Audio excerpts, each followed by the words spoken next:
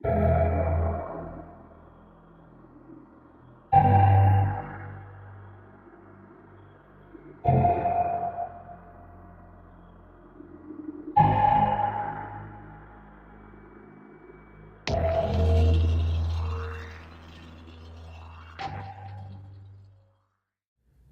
year is 1525 in Transylvania, and I am a simple foot soldier in the town guard in Brazov, and there have been some strange encounters in the past few decades.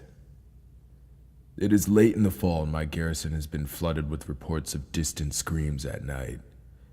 Some people say that they are ghosts. Some people say that they are kidnap victims. Whatever these screams are, all of the reports say that they are specifically echoing from the forest beyond the southern gates.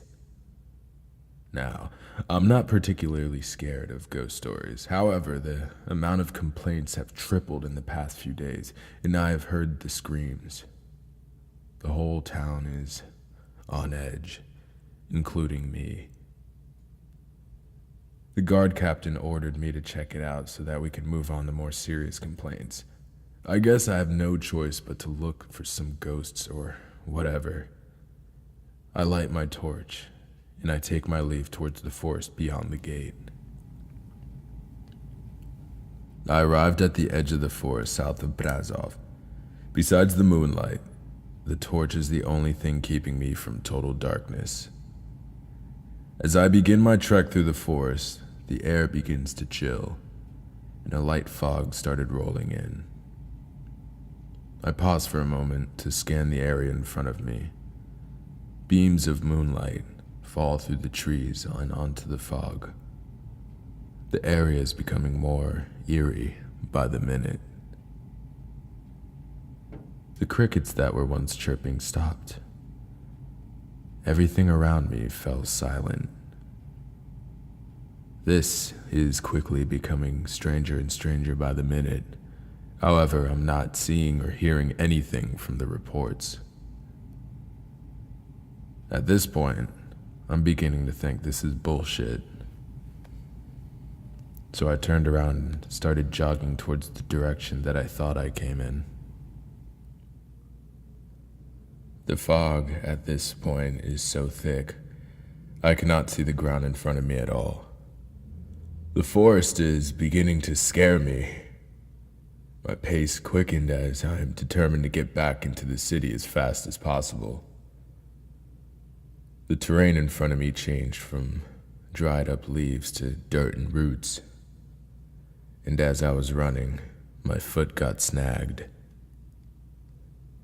I tripped over what felt like a branch, only to feel a sharp stabbing pain into my leg as I fell to the ground. Upon hitting the ground, I let out a loud shriek of agony. I waved my torch towards my leg, and it looks as though I've been impaled by an old broken shaft of a spear.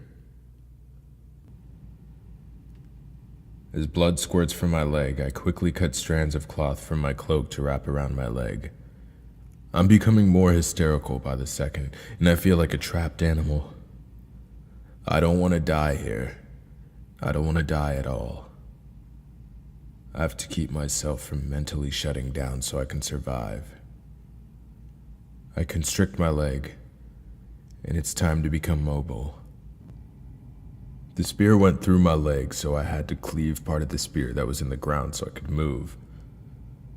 I used my dagger to chip away the rotting spear underneath my leg. At this time, my injury is becoming more numb. Each time I chip away at the spear, it causes more blood to flow. I managed to break free from the spear and roll off to the side. I took a quick look at the broken spear, and below it were shattered bones and torn cloth. I cannot tell you the horror that I felt, and I knew exactly what I was impaled by. And I wasn't the only one. 30 minutes passed, and I begin to hear footsteps. I don't know how much longer I can take this, let alone how much longer I would survive. My eyes begin to feel heavy, and my breath begins to slow down. I begin to see figures with torches in front of me. This must be it. They must be the kidnappers. And I faded out of consciousness. I woke up some time later while being carried out of the forest. I heard someone with a familiar voice saying, "Ah, you're awake." It was my captain.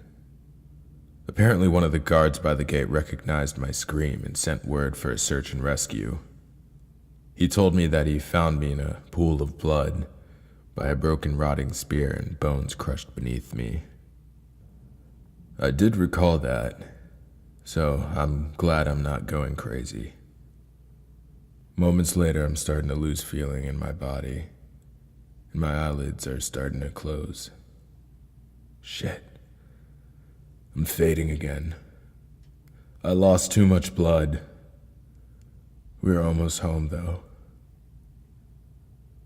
And after finally reaching the city gates, as I slip into unconsciousness again, the last thing I see is the tree line hit by the moonlight, looking more and more like thousands of people impaled by spears.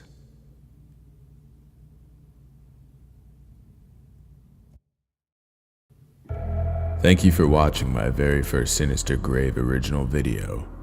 If you like my original work, I'm willing to create more stories. If you leave a comment on my video about what the next original should be on, I will pick 1 or 2 comments and create stories with you cited in them. The Forest of Impalement is a fictional story that takes place decades after the real events of Vlad the Impaler.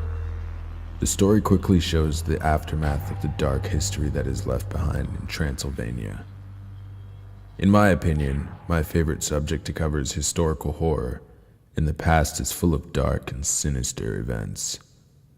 However, the next few stories shall be taking place within our century, and they are very real.